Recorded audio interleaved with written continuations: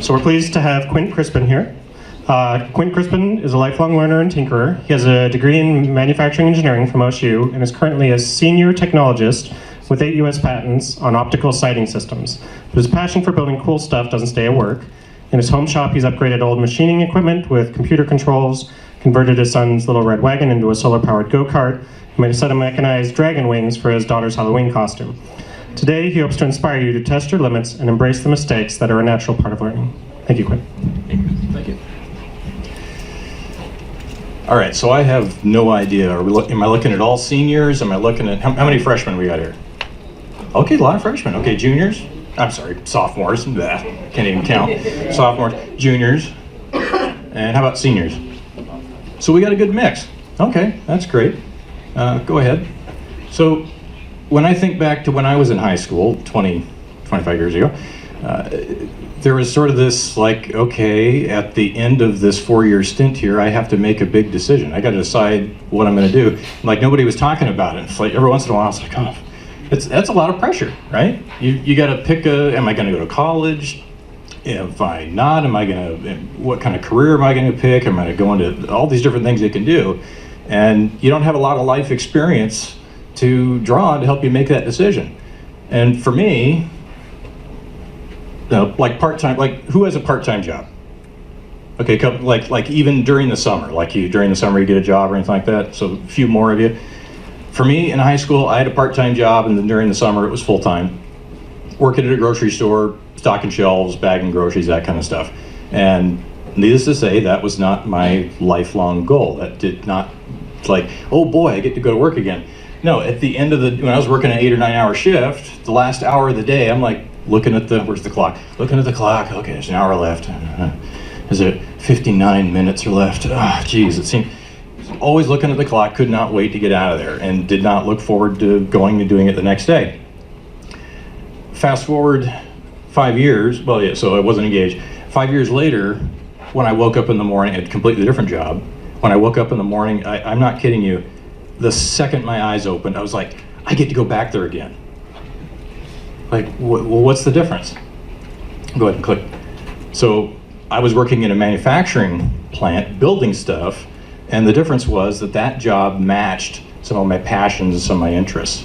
I'm just gonna put this laser, love lasers, but I'm gonna put that one down. So yeah, that's what I'm talking about today. Is I'm going to start out with, and go ahead and go to the next slide or remind me. So a lot of you might ask, and you talk to people, it's like, okay, great, to try to find some kind of job that matches my passion or some kind of interest, but how do I figure out what my interest is? And the first question I'd have you ask yourself is, what do you do with your free time? And okay, a lot of us are on Facebook and on our phones and that kind of stuff, but are you programming, doing something on the computer? Are you working on cars? Are you hanging out with friends? Just as a way to jog your memory. And then a really good philosophical question. I mean, you're trying to decide what you're going to do for your career. You got to pay the rent somehow, right? You got to get a paycheck. But it's like, what would you do? What would I enjoy doing even if I wasn't making any money? And it's just, say, there's a lot of things you could go do that definitely aren't going to make you any money, and that's not necessarily something you want to do as a career. But this can help jog your mind. So I thought I would go over the things that I do that don't make me any money, but they very closely relate to my job. And if you think those things are kind of cool, it's like, okay, maybe I want to try that stuff. Maybe I want a job that's similar to what he's doing. So the things that I do for free, I like to take broken things apart. Ever since I'm a little kid, like 5, 6 years old, my mom would give me a watch that had broken or some little timer thing that was broken. Take that sucker apart, see what makes it work. It's already broken. You're not going to break it any further, so don't be worried about that. And you might be able to fix it while you have it apart. That'd be kind of cool. Again, nothing to lose. But we'll learn something while we have it apart. Somebody's figure out what was going on in the designer's mind or the manufacturer's mind when they built that thing. You might be able to, from what you learn, might be able to build other cool stuff. And then I like to share that knowledge with others, and we'll talk a little bit about that. That's one of the reasons I'm here today. Does anybody have any idea what this contraption might be? Did I hear? Drill. So really close. So this is, if you've ever heard of a drill press, you can go down and find drill presses at Home Depot or any of the hardware stores. They'll have a drill press, but all it can do is like drill a hole. This thing can move left, right, back, forward, cut slots, and so it's a drill press that can cut sideways. And this thing was made back in the 60s. It's way older than me. But flip to the next picture here. Anybody know what this is? Etch-a-Sketch, right? Next frame. So this video was just, I didn't do this video, a guy just tons of respect for, put this on YouTube like just last week. And he did something that I have always wanted to do. Etch-a-Sketch, like this knob moves it this way, that knob moves it up and down. So making boxes is really simple, but if you want to draw a circle, it's near impossible. You can do it. Give you a couple of hours and sit there and just increment little stair steps around, and you'll make a circle. But this guy did something. He connected a computer to each of these knobs. He put a stepper motor, it's called a stepper motor, connected to a computer, put CNC computer numerically controlled controls on this thing, and next image, was able to draw basically anything he wants to draw on there. Now, I've seen some pictures of hand-drawn stuff that's pretty impressive, but this is like a minute to draw this. And to do that by hand, again, theoretically possible, but a machine can do that so quickly. So I've basically done what he did to that Etch-a-Sketch to this old 1960s milling machine, with the addition, I have another axis here that's kind of like a lathe that can turn like this, and I've got computer control on that one as well. And with that machine, like my wife volunteers at our kids' elementary school, and was getting into some arts and crafts stuff she was doing with the kids, where you like do a little wax seal on an envelope or something for a kid with a special message or something. And go ahead and back up one, yeah, making that with this. So I had, it's a Ridgewood Elementary, and I'd already modeled up their mascot of their Roadrunner, and I just fed that into that machine, and you can see how small this was. I didn't think it would come out this good, but it's exactly like that Etch-a-Sketch, where this old machine from the 1960s that could only do straight lines this way and that way, put computer controls on it, and you can do almost any shape that you can imagine. So, and make that little wax stamp. It was mentioned in the intro that like my kid, Little Red Wagon, a lot of kids had Little Red Wagons when I was a kid, and I still see them around. And I was looking for a project for my son and I to do, so when he was 5 or 6, was like, oh, let's see if we can motorize this thing. Put a motor on it, and that was kind of fun. Put a steering wheel on it, that was kind of fun. And then saw some YouTube videos where a guy was doing some solar power stuff. I didn't understand solar power other than raise energy from the sun, gets to the motor, but how do I store it in a battery? How do I keep the battery from like blowing up because it's being overcharged, kind of stuff? Had to learn that stuff, and it's all out there on YouTube. And built this thing. This thing can go about as fast as I can sprint, and I do run regularly, so it's not super slow. Took him out to actually your guys' track out here, and he went for just 2 miles solid until the little. You know, they don't design these wagons to go at a sprint speed. So, typical engineering history fashion, ran it until the next thing failed, and it was the fact that these plastic hubs are just riding on a solid half-inch metal rod. So it literally started extruding plastic out, like oozing out of the sides. I was like, what is that? Oh, you better get off that thing. And we put ball bearings on there. It'll probably go faster now. I want to get it back out to the track and try it again. I'm sure somebody knows what this is, right? Yeah, okay. 5 years ago, it's like, anybody know what this is? And you get blank stares. So yeah, Arduino. Another thing, I didn't, my degree was mostly mechanical kind of stuff. We did a little bit of electrical fundamentals, but I'd never used one of these, and I really wanted to. So, and I brought these last year. I figured some of you were already in here, and it's kind of a pain to drag them in. Maybe next year I'll bring them back, assume I'm invited back. This is a Halloween costume I made for my 5-year-old daughter. She was really into dragons. Like, Daddy, I want some dragon wings. And I got on YouTube, and people have these some pretty elaborate ones that they just move with their arms, but they pretty much just flap them. They don't like retract very well, or all they do is retract.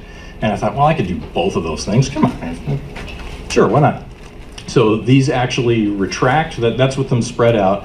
They can flap. They can retract. I've got a little pendant here that I used a phone cord with 3 buttons on it. Depending on which button you push, it'll execute whatever program in there. And the Arduino is tucked in somewhere in there. I've got power supplies and little valves. Anybody play paintball? Do you ever even know what that? So when I was in high school, that was a really big deal. That was before airsoft and all that stuff. So I have an old paintball CO2 tank is what it's running off. I've got air cylinders and it's just and you sit there and flap. So it was another fun thing to build. It was an opportunity to learn something, and of course, make my kids happy. And then you've all been to OMSI, right? So there's an exhibit. I was just there a couple weeks ago. There's an exhibit when you walk into the main exhibit area with a really high ceiling that shoots water, has like 2-liter bottles, that water rocket deal. So I saw that and I was like, uh-oh, blue screen of death. All right. I'll talk while that's coming back.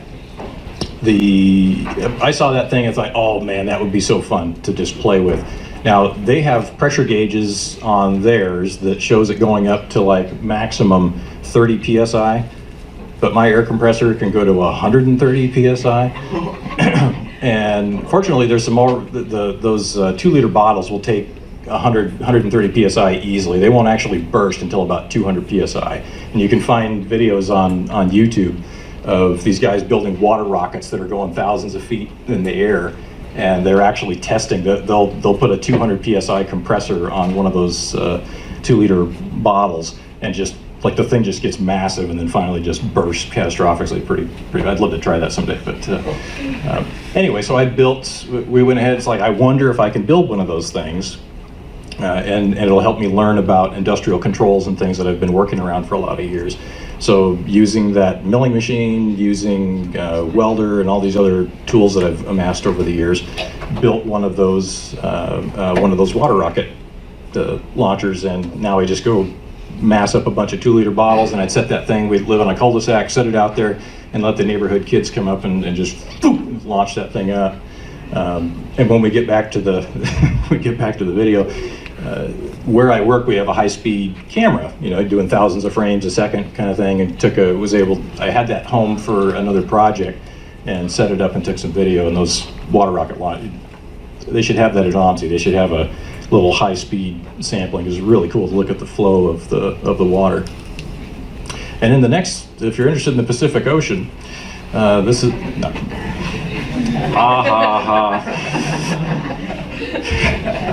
Or the blue sky, or whatever. Anyway, I'll ad-lib a little bit because I didn't memorize my presentation. Anybody heard of Toastmasters? A couple of hands. So you probably, I know for me, when somebody comes to the front of a room and is doing public speaking, I just like, okay, it's another teacher. But I guarantee you, every professional that's coming in here today has some stage jitters. I was thinking about it this morning. Okay, speaking from this, don't screw up. I gotta get this right. And so, for an adult that is already out there in industry, 20s, 30s, 40s, 50s, 60s, almost doesn't matter how old they are, that wants to work on their jitters that they get, or stage fright. There's a thing called Toastmasters, it's been around for 80 years. And it's a club of, it's an opportunity. In fact, my club meets today, so this afternoon I'm going to go into that club meeting. It's an opportunity to get up in front of people just like you that are like timid about getting up in front of a group and practice your public speaking. And so I've been doing it for about 8 years. And hey, we're back. So I was super nervous when I started that 8 years ago, but last year I didn't want to compete in their speaking competitions. Last year I was kind of shamed and like, come on, you've been doing this for a long time. And I ended up winning the state level championship and going to international up in Canada. And I was so close to being on a stage in front of 2,000 people. I was sitting when they were announcing the semifinal, and in second place, and I was like, please, oh please, oh please, oh please. I really didn't want to go out in front of those 2,000 people, but just as in full disclosure, that's one of those things. Is one of the reasons I'm here is to work on just getting more comfortable with public speaking, in addition to sharing with you guys. All right, next slide. There's the high-speed camera footage of that water rocket. It's pretty cool, right? So if you search my name, go search on YouTube, Quint Crispin. There's a water rocket in 2,800 feet per second, something like that. This video is out there. And the first half of the video was all my, showing my kid with a wrench putting the thing together. So just step to unless you want to watch that, but step to the last 1 minute of the video. It's all high-speed camera footage set to music of 2010 Space Odyssey. It's really cool to watch. All right, next frame. And I'm sure I know you know what this is because you've got them here down the hall. So I have this exact 3D printer at home, and a lot of people end up just printing little figurines and characters and things like that, which is cool. But I like to make stuff, and I do it professionally, things that can use, prototypes. And my wife had gotten this elliptical to work out on. She's like, there's no place to set my phone on this. Could you make me? And I was like, yep, got it. Modeled it up in CAD, took some measurements, took about 3 iterations, and I printed. That's got to be like a 12-hour print to print that sucker out of ABS. And that was a total, it cracked here. I didn't have the temperature set high enough, but another prototyping thing, that was the tray for being able to set her phone there while she's working out. Next slide. But I do have 2 little kids, and somebody knows what that is, right? Yeah. Oh, wow. So yeah, that I went on GrabCAD. I love the internet. Went on GrabCAD. I've got a membership down there. I've loaded up little phone models and things like that I modeled up. I could not find. There was like one Minecraft of Steve or whoever it is, but there was no Ghast on there. I was like, well, shoot, how long? I mean, this is about the simplest thing you could model. So it took me about 20 minutes. Loaded it up. If you go on GrabCAD now, you will see that model. You'll see the picture of my failed print that started. It didn't want to stick to the print bed. I'll speed it up. So I mentioned sharing. I also have a YouTube channel. Don't go look at it for anything other than the kid videos, because what I have shared, I have a peculiar certification in making drawings for assemblies that only 5 people in the state of Oregon have. And it's really hard it's like a 5-hour test to go get it. My brain was ready to pour out of my ear when I finished taking the test. You have to get a really good score to pass it. But the way that it's taught just seems like, once I learned it well enough to get that certification, it was like, this is so much simpler than they're making it out to be. So I have 12 videos on that are, I say, this is the driest content on the internet, okay? I'm trying to make it exciting. I've got donuts in there, so it basically, if you watch those videos, you'll see my struggle to try to make a dry topic more interesting. And I've got 25,000 views on my first video. Not bad. By the end of the year, I'll have over 1,000 subscribers. Nothing like Colin Furs or any of those guys with their 10 million, but I'm not going to get famous doing the most boring thing on the internet. But it feels really good to share that information. I get feedback from people saying, oh man, you explained this so well. Thank you please do a video on this. Please do a video on that. So, next. All right, that's what I do for fun. If I had all the money in the world, I would do all those same things that I just showed you. That's what I would get up and do every morning. I have to go to work, though. I have to pay for my children to eat and my wife to work out. So let's talk about what I get paid for. I got an engineering degree in manufacturing engineering 20 years ago. I work at a manufacturer of sporting optics. I've been doing that for about 15 years. And I get to design these metal parts that come off of CNC machines, like that old clunky milling machine that I've got in my shop. I get to 3D print prototypes and put them together and play them out. And I get to share my knowledge with others at work. It's a team environment. So let's talk about, who knows what that is? Predator, awesome. So the first Predator movie was like 1985 or 89 or something. What can the Predator do that's unique? What's his superpower, right? He can see. Well, I haven't seen it in more recent. His night vision, basically, he can see in temperature. And back when that came out, that was like just impossible. I mean, the military had it, but nobody else did. And over the years, it's gotten cheaper and cheaper. And now today, the company that I work for, and I worked on the development of this thing, most of the mechanics on it. You can, for $700, you can hold one of these things in your hand that will see temperature. We could turn off the lights in here, make it like a dark room, just completely dark. We probably don't know what a dark room is. Those don't exist anymore. We can make the room completely dark, and you'd be able to see that. Flip to the next slide, and that's a picture of actually looking at somebody at one of the trade shows, and your clothing tends to block some of that temperature that's radiating from your body. But the face is really warm, his arms are really warm, and so this is really cool stuff. You could see his heat signature from like 4 football fields away. You wouldn't be able to see the detail, but you'd be able to see this dot and go, "There's something alive out there. What's going on?" So that was kind of a fun product to work on. Another product, and it's the one that I'm kind of known for around where I work. The military, like 10 years ago, was saying, "Okay, we've got these red dot sights," and for those of you, I don't know what kind of games you're thinking of the computer games you're walking around shooting stuff up, but a lot of it, if you see a red dot on the screen on one of those computer games, that's what you're seeing. There's no magnification to it, it's not a telescope, it's just a red dot. And the military had those on their rifles, and then they had a 4 or 6 power scope for longer targets. So this would be they're raiding a building, and this would be out on the battlefield kind of thing. And I didn't know this existed, but they put out this, okay, if we could combine these two things, it would be this quad common optic. And I was a little worried about sharing this, but I went out and found it on Google, so I can show it to you guys. It's public. And so they were looking for something that had both of those. And this was the first prototype that I threw together. I took it as sort of a personal challenge to try to figure out how to combine those two different sights.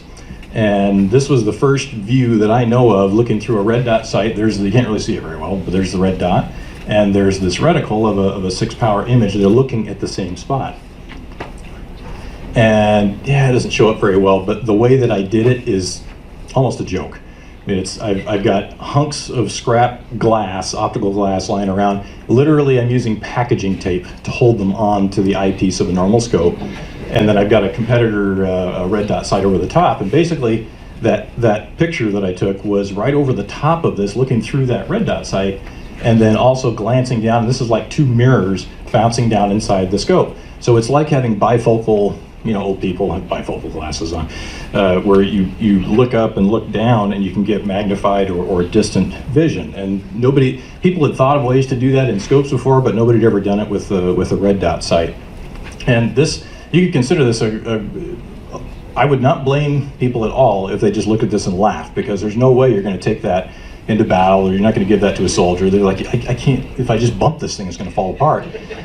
But, and go back to the previous slide, does it demonstrate the concept and allow people to come take a peek at it and have that conversation? Yes, okay, yes it does. So let's step forward 2 slides. So start working in CAD. SolidWorks is what I use, Fusion 360. I'm learning to use that at home because it's a free thing. And so development a little bit further, where we 3D printed, much nicer 3D printer than what I have at home, printing out that housing and literally just stuffing lenses in it, but there's no way to adjust this one, but kicking it off to the side. And then another generation where, okay, now it's at least all sealed up where dirt isn't going to get in there. And then the end product ended up looking like that. And next slide. I was actually out on a hunt that I got to get paid to go do out in the woods. That was kind of fun.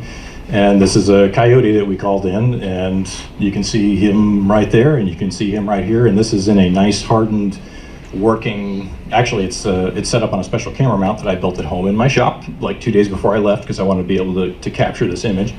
And next image. But this is like my favorite slide for the whole thing, because it shows from the first day that I put something together, I had no idea that it was going to look like this. People tend to think you envision this and then you go build that. I had no idea. And there's a whole nother, you're talking about decision trees earlier in the presentation. There was a whole other decision tree I'm not even showing you because we didn't make a product out of it and I can't. But this is that cycle of just every iteration that it got a little better, a little better, a little better until it turned into a manufactured product. So yeah, kind of cool to look at that. And I think that's the end of it. I may be a little bit over my time. And I'm happy to answer any questions on manufacturing, engineering, electronics. I'm here for you guys. That's the only reason I show up, is to help whatever you want to know. And please don't be too intimidated to ask. I am a redneck kid from Tillamook, Oregon, grew up in the cheese town, shoveling cow crap and that kind of thing. That's who I, you see my camouflage jacket, okay? I drove a big jacked up truck. That's who I am. Yeah. What's your next project at home?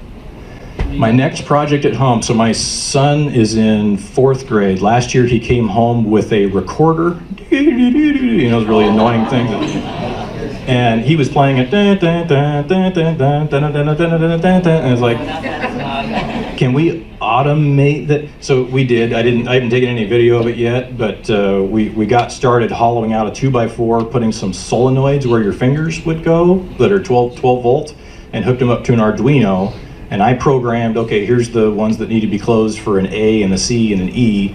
And then I got my son programming, okay, play A for 500 milliseconds, play this for 500 milliseconds.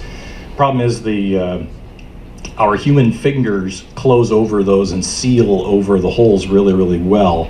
But I've tried foam earplugs, I've tried pieces of inner tube from bicycle tires, and nothing quite there. I still get tons of squeaks. And I could modify and put little inserts around those holes to be a nice closed seal, but I feel like that's violating the spirit of the project. So I want to finish that up and like make a YouTube video on that build.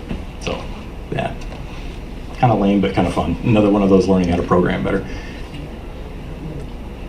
Anything else? Yeah. What was your first project? First project other than birdhouses and Boy Scouts kind of thing. I think honestly the first project was acquiring equipment to be able to do stuff. I wanted a welder really bad. Oh, there you go. Putting a new camshaft in, an upgraded camshaft in a 1977 Ford pickup to make it go just a little bit less slow. Okay. So yeah, in high school, I loved engines, and that's kind of how I chose my engineering degree. Was I loved figuring out how engines worked and the cycles of a 4 strokes of a piston kind of thing in a 4-stroke engine. And I figured engineering, moving parts, okay, why not? And it's super, super hard to get an engineering degree. It was the hardest thing that I've ever done, but I'm really glad that I did it. So yeah. What do you think is the coolest thing you've ever built, either at home or at work?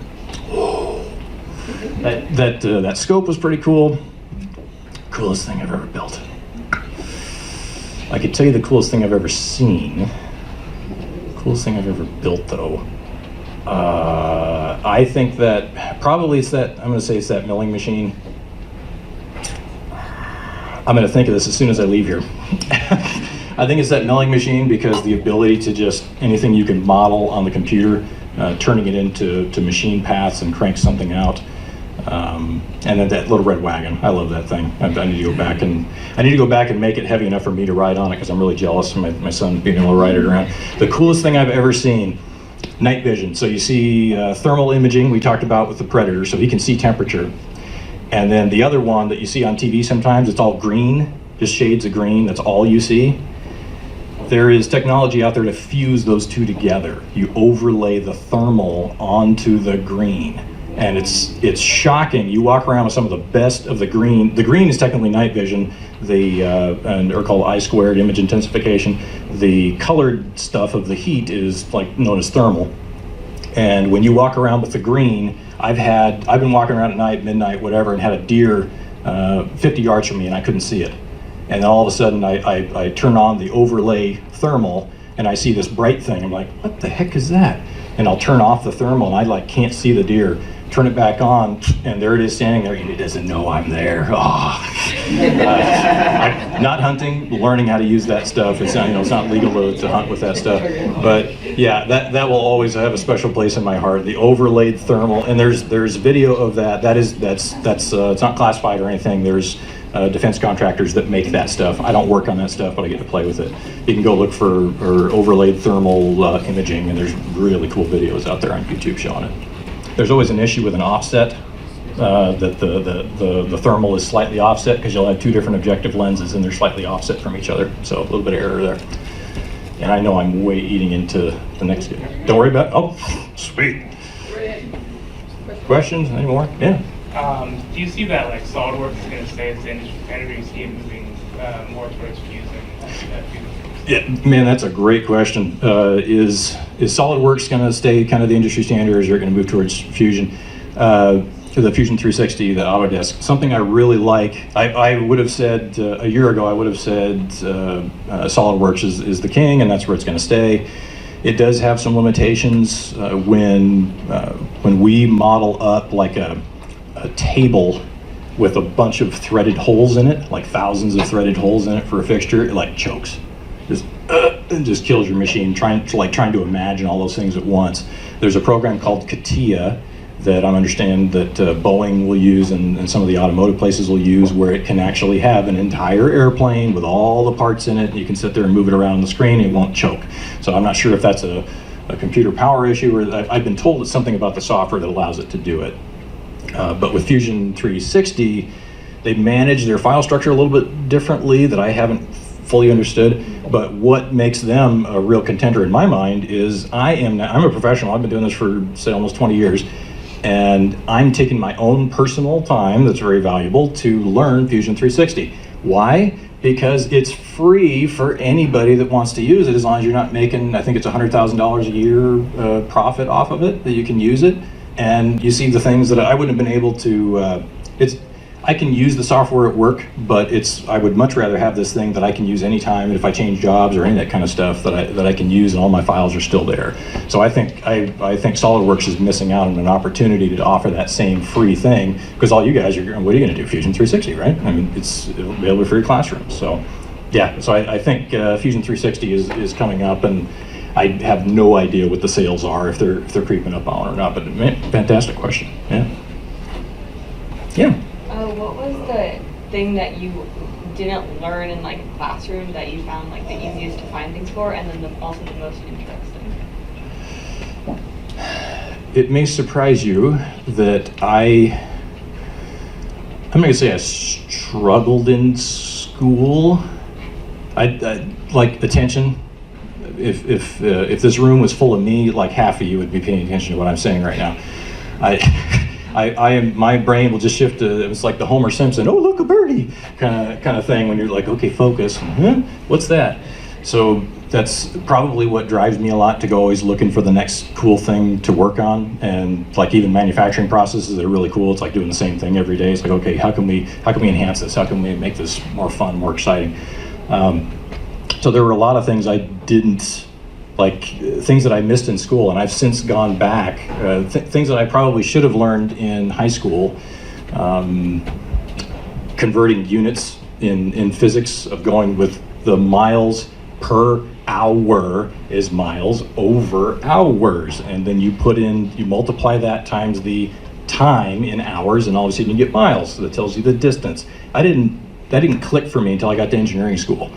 I'm like, why didn't? It's like, no, they taught you. You just weren't paying attention when they said it. I think. So I've gone back and had to fill in some of those holes. I felt like going, especially through college, like you'd get to a problem, it's like, oh, I don't fully understand this. Oh, crud, I hope I can get through this. And I'd get through it. But I've since gone back through YouTube videos and old textbooks and stuff, and it's like, oh, geez, okay, trigonometry isn't all that bad if you listen to everything that your teacher's telling you. Let's see, you asked me the thing that I didn't learn, paying attention, the thing that I wished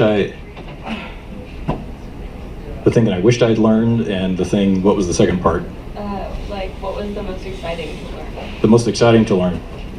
I really liked, I don't know what it was, so I had getting like B's in college was about all I could do. It took me my entire college career to actually figure out how to get straight A's in college, which doesn't help your GPA much for those last couple of terms. But for some reason, there was an outlier in the middle of that when I took physics with calculus. And when I took the first term of physics with calculus, that was particle motion, cannonballs getting launched and the equations involved with that. I'd already taken calculus in high school, and when I took that particle motion thing with calculus, it was like, why didn't I learn calculus from this perspective of a ball falling, or throw the ball up and it comes back down, and then if I'm launching a cannonball, I've got my vertical velocity, the time of flight, and then my distance. Like, it all makes sense this way. Something about how I think just really clicked with that. And I would go home, I got like, out of 200 and some students, I was like the second or third top grade in that. All my other classes barely could get a C or a B. That one, it touched something inside of me that made me really excited to do it. And then I have used all that stuff working on things like grenade launcher sites to figure out trajectories and make some really cool stuff that I get to go play with and get paid to go play with. So, yeah. And that is something that I intend to, I've got a few more YouTube videos that I want to do on this whole drafting thing to help some people out that have asked for questions. I want to start putting out the math the way that I wished I had learned it kind of videos. So we'll see if that, tune in another year, see what's out there if you care. Anything else, guys? Yeah? Do you ever have to work in groups? That's an excellent and timely question, because about 3 months ago, I was in a little, you prove yourself, and here's my advice, bust your butt while you're young and prove to whatever employer or company, whether you get a degree or not, learn as much as you can, work really hard, prove yourself, because then when there's an opportunity to move up or get a more cushy job, you'd be first on the list to do that. And I definitely did that, found my way into a nice little room to myself, and I was able to sit there and nerd out on the next coolest thing, next coolest prototype that I can go 3D print and go out in the woods and play with. Recently, there was a reorg where I work where they said, okay, we need you guys working in teams. And we're going to take all the manufacturing people and the design people, and we're going to make you sit next to each other and hear the same problems and come up with solutions. And being used to being in a corner by myself and being able to focus, and all of a sudden I'm out where all this noise and hustle and bustle is going on, it's like, is a little bit of a stretch. But I will say that just being next to people that are discussing, hey, here's something that I tried on this new product that I'm working on, do you think that would apply to yours? And a product that I invented 3 years ago and was supposed to be out this coming year, but probably going to be out the next year. I've been reassigned to work on that and take it to production, because it's a big challenge. When you dream up an idea and make one, that's relatively easy. Making 1,000 of them per day or per hour is a much bigger challenge. Every time you increase the number, another failure will happen that you have to go solve. So I've been reassigned to this little thing that I wish I could tell you about. This little thing that I invented to go take it to production. And yeah, just sitting next to this other engineer that said, hey, I tried this and I was talking to the optical guys, do you think that would work to your product? Could make it way cheaper and be able to make more of them and make them faster and make them better. And if I hadn't been sitting next to him, that conversation never would have happened. So as much as I don't like the noise, I usually put my headphones on and zone out on CAD. There's a huge benefit to working on teams, and as a total engineer nerd kind of, I mean, I'm a redneck like I said, but I'm also an engineer nerd that likes to think, yeah, I'll just crank out these numbers and the numbers will always give me the solution. I have to acknowledge after 20 years in the industry that, yeah, the human factor of things and people's feelings don't matter. We just need to get to the bottom line. It's like, no, people's feelings kind of matter. You gotta consider. Just asking questions about this. This little tidbit of modification to my design. I went to a project meeting and said, hey, so I'm thinking about adapting this other guy's suggestion.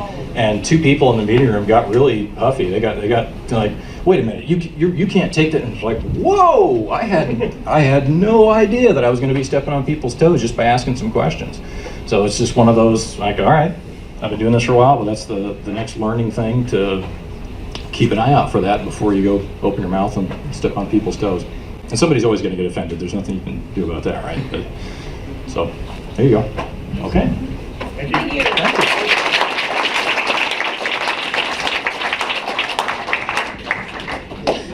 Okay, folks, I'm going to direct your attention to pieces of paper on a table.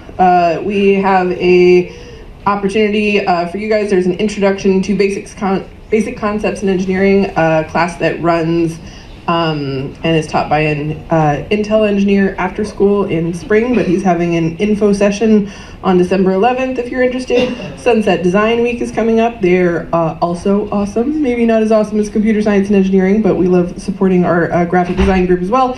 And for Computer Science and Engineering Week, if you are going to come to AT activities and you need a pass, there are some up here because there are prizes and raffles, and I got to go shopping for toys, so you should enter the raffle so that you can get the toys that I got to shop for because they're really good. Yeah, it was really fun. We put up a picture of a bunch of them on the social media and the Instagram, and you know, if we don't get enough entries, I can just take them all home. So I suppose there's, okay, well, I'll have to fight Miss Risby for them, but other than that, we also have a assignment in Canvas for this that's basically filling out the curly form for this talk, which counts as a curly. So if it's not up in your class yet, it will be by the end of the day. You're going to fill out that form and turn it in for an assignment in your class, but you can take that exact same form without making any changes whatsoever and turn it into your grade level Canvas class to count as your curly. Yay! Yay! Okay. You have 1 minute, so you can go ahead and grab your bags. Thank you for coming. We'll see you next week. Oh yeah, it's just a couple of